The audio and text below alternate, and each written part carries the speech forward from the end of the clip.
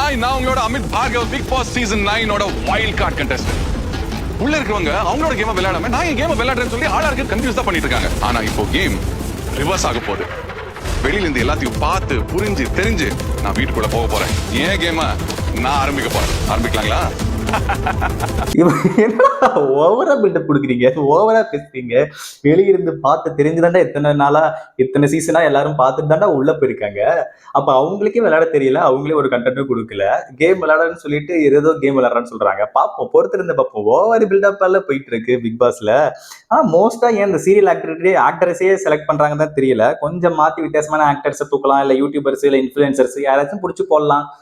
ஏன் இப்படியே இந்த சீரியல்லயே ஃபோக்கஸ் பண்ணிட்டு இருக்காங்க? ஒண்ணு நாங்க சீரியல்ல பார்க்கணும், இல்ல சீரியலோட நடிச்சவங்க எல்லாம் நாங்க பிக் பாஸ்ல பார்க்கணும். ஆக மொத்தம் சீரியல்ல தான் நாங்க பார்த்துட்டு இருக்கணுமா? என்னங்கடா உங்க சட்டம்? கொஞ்சம் மாத்தி செலக்ட் பண்ணுங்கடா. இவரை பார்த்தா எதுவும் நல்லா வர்ற மாதிரி தெரியல. போன உடனே அனுப்பி விட்டுறாங்கன்னு தான் நினைக்கிறேன். பார்ப்போம், பொறுத்திருந்து பார்ப்போம்.